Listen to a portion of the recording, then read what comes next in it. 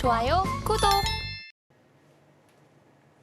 네, AI 대 인간 챗 GPT에게 질문한 내용입니다. 하한가 속출했던 우리 증시, 수급을 봤을 때는 우리도 함께 팔아야 되나라는 생각이 들다가도 펀더멘탈을 보면 이 기업은 그래도 괜찮은데 왜 하한가를 갔을까라고 생각이 드는 종목들은 하한가를 기록을 했음에도 불구하고 다시 저가 매수의 기회로 삼아야 될지 갈팡질팡했습니다. 자, 그 내용들 어떻게 답변을 내놨는지 챗 GPT의 답변 함께 확인해 보시죠.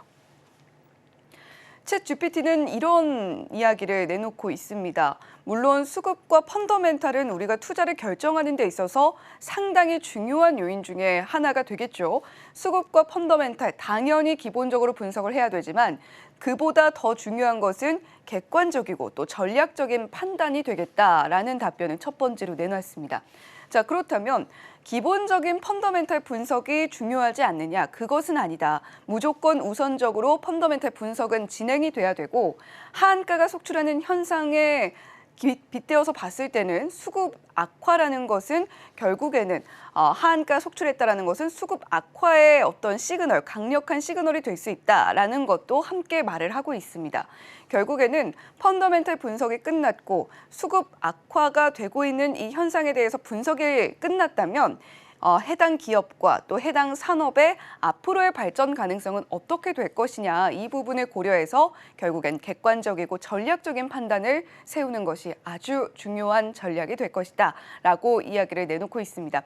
자, 강만일 의원님, 오늘 챗 GPT의 답변 어떻게 좀 생각하시나요? 네, 전반적으로 이제 마음에 좀 들고요. 기본적으로 이제 수급이 우선해요. 그래서 네. 수급이 이렇게 무너지면은 망가지면은 주가가 어떻게 버틸 재간이 없습니다. 단기적으로 말이죠. 그러나 이제 중기, 장기적으로 봤을 때는 방금 얘기한 대로 펀더멘탈을 보면서 조금 곤란해요. 옥석을 고를 필요가 있겠다 이런 생각을 하면서 이제 시작을 해 보겠습니다. 어제 진짜 뭐 살다 이런 일이 다 일어나더라고요. 참 네. 기이한 일인데 세상에 이런 일이 발생할 수가 있을까요? 어떻게 이런 일이 발생할까요? 그 다음 장 좀 보겠습니다. 이겁니다.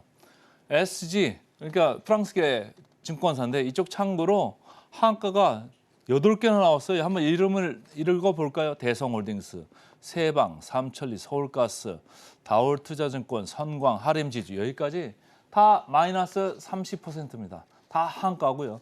CJ 그나마 장중에 좀 많이 밀렸다가 기관들이 사들어오면서 마이너스 13%에 겨우 마감을 했습니다. 그래서 어제 CJ는 오히려 저가 매수의 기회가 됐던 건데 여기 약간의 힌트가 있거든요. 여러분 잘 좀 보시죠. 그 다음 거 보시면 주가가 그동안 이렇게 서서히 올랐댔습니다. 이렇게 오르다가 이게 웬일인가요? 하루 만에 저렇게 뭐 급전직하? 네. 저렇게 왕창 떨어진 거예요. 어떻게 저런 일이 있을 수가 있죠?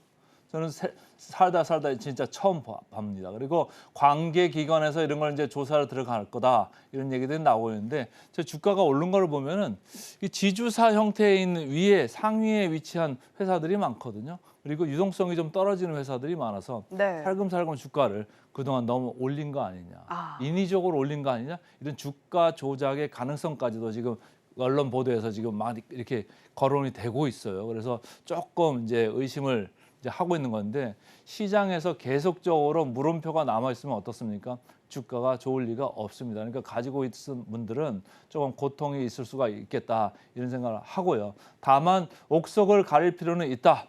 펀더멘탈을 좀 볼 필요는 있다. 이런 관점에서 저희 증시8에서 조금 이제 하나씩 간단히만 좀 보겠습니다. 그다음 보시면 이게 CFD 계좌라는 것 때문에 문제가 된 것 같아요. 이게 확정은 안 됐습니다만은 이게 차익 결제 계좌라는 거거든요. 네. 조금 어렵게 들리실 수도 있어요. 그래서 제가 좀 문제를 낼게요. 내 돈이 1,000만 원 있는데 1,000만 원치 주식을 사서 네. 200만 원치 깨지면 마이너스 800만 원이죠. 200만 원. 네네네. 예, 200만 원. 마이너스 20% 된 거잖아요. 네. 내 돈을 500만 원 가지고 1,000만 원치 1,000만 원치를 샀어요. 그럼 500만 원 추가로 빌린 거잖아요. 그렇죠. 그래서 200만 원 깨지면 200 나누기 내 원금 500을 하면 마이너스 40%잖아요. 네. 그럼 자 여기 어려운 질문입니다. 내 돈은 200만 원 가지고 1,000만 원치 샀어요. 그럼 얼마를 빌렸어요? 800만 원을 빌렸잖아요. 그랬죠. 거기서 200만 원을 깨지면 원금이 있나요, 없나요? 거의 없죠. 없죠. 네. 원금이 빵입니다. 그러니까 4배로 빌려서 20%가 빵꾸가 나면은 원금이 없어지는 거예요. 이게 CFD 계좌입니다. 신용보다 더 위험하고 레버리지가 더 센 그런 거거든요. 하나씩 좀 보시면 주식을 가지고 있지 않습니다. 신용은 주식을 가지고 있잖아요. CFD 계좌는 주식을 보유하지 않습니다. 다만 차액에 대해서만 정산하는 거예요. 차액에 대해서만.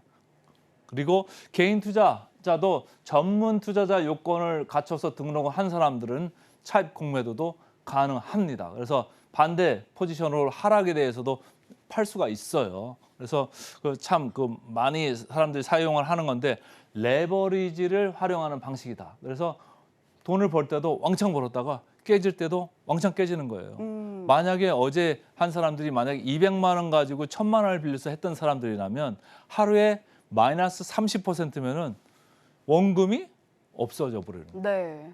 그러니까 돈을 갖다 넣어야 되잖아요. 돈을 넣을 수 없으면 어떻게 해요? 증권사가 안 좋아지는 겁니다. 최근에 이케고스 캐피탈이라고 해가지고 그런 이슈가 있었습니다. 그래서 좀 그 월스트리트에서도 문제가 됐던 이런 케이스인데 비슷한 사례가 한국에서도 발생을 했다. 이렇게 보시면 되고 어쨌든 세금, 배당 소득세율 대신 양도세율을 적용하니까 절세도 되고 대주주 양도세 여기 과세 상품에 해당하지 않거든요. 그래서 이걸 피해가는 이런 이제 상품인데 CFD 차익 결제 계좌 이것 때문에 좀 문제가 발생을 한 것 같습니다. 좀 더 이제 소상한 그 조사를 한 다음에 결과가 나올 것 같습니다만 당분간 이것 때문에 조금 주가가 움직일 것 같고요. 그다음 이제 개별 주식으로 보시면 자, 하림 지수입니다. 어제 하림 지수도 마이너스 30% 떨어졌습니다.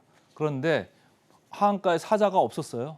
그래서 오늘 뭐 장 초반에 조금 더 밀릴 수는 있을 것 같은데 여러분들이 이제 주식을 보실 때 뭘 보셔야 되냐면 이익은 왔다 갔다 할 수 있거든요. 근데 제가 증시팔 증시구 할 때 항상 PBR 그러니까 주당 장부 가치 대비해서 이 회사의 지금 가격은 어디에 와 있는가 이런 걸 항상 말씀드리고 수익성 대비해서도 어디 와 있는 걸 이걸 제가 견져보는데 이런 회사 보실 때는 좀 PBR 쪽으로 많이 보시면 좋습니다. 그래서 PBR이 어제 날짜로 보니까 0.5배예요. 그러니까 자기 몸값에 비해서 반밖에 안 된다 이런 얘기예요. 근데 ROE 이익은 어떻습니까?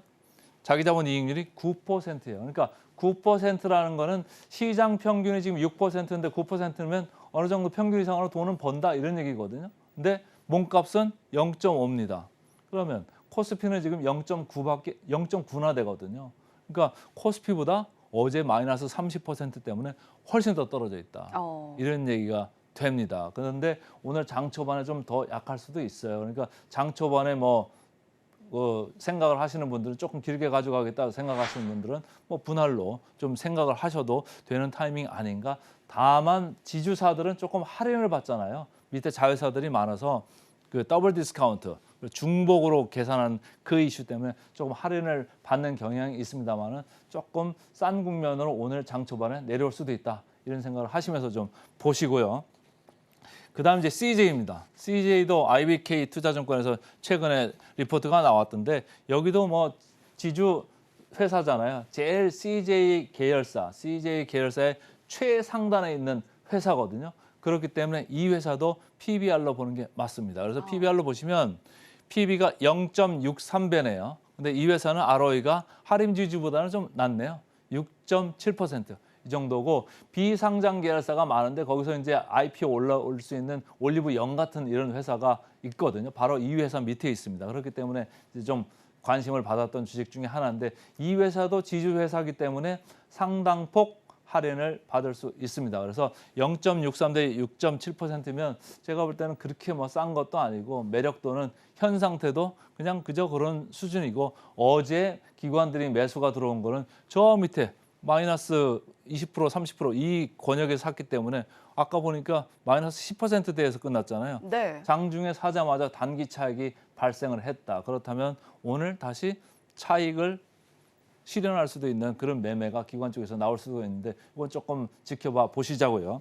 그다음 이제 보시면 주가 계리입니다. 목표 주가 계리 우리가 항상 더블 체크를 하잖아요. 네. 그래서 이 회사가 기본적으로 애널리스트들이 제시한 목표 주가 대비해서 어느 정도 지금 계리율이 있는가 봤을 때 하림 지주는 23%, 그리고 CJ는 27%입니다. 제가 항상 말씀드릴 때 삼성전자를 중심으로 말씀드리는데 삼성전자 괴리율이 20% 남짓하거든요. 그러니까 삼성전자보다 조금 낫다 이런 생각으로 좀 보시면 되고, 그다음 이제 PER로도 한번 짚어드리겠습니다. 우리가 PBR도 보지만 PER, 이 회사가 얼마나 이익을 벌어들이나, 금년의 이익 대비해서는 하림제주가 7.1배, CJ는 10.5배입니다. 그러니까 7.1배는 확실히 좀 낮은 느낌이 있잖아요. 그래서 하림제주가 오늘 뭐 장 초반에 좀 눈여겨볼 주식 중에 하나가 아니겠느냐, 이런 제가 인사이트를 말씀을 드리고요.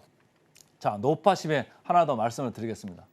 최근에 신용이 올라간다고 제가 누누이 말씀을 드렸습니다. 그리고 특히 코스닥의 신용 증가세가 너무 가파르다, 이런 말씀을 드렸어요. 자, 코스닥 지금 10조 5천억 원이나 신용 잔고가 쌓여 있습니다. 코스피는 9조 6천입니다. 이 두 개를 합치면은 20조가 넘어가잖아요. 네. 그죠?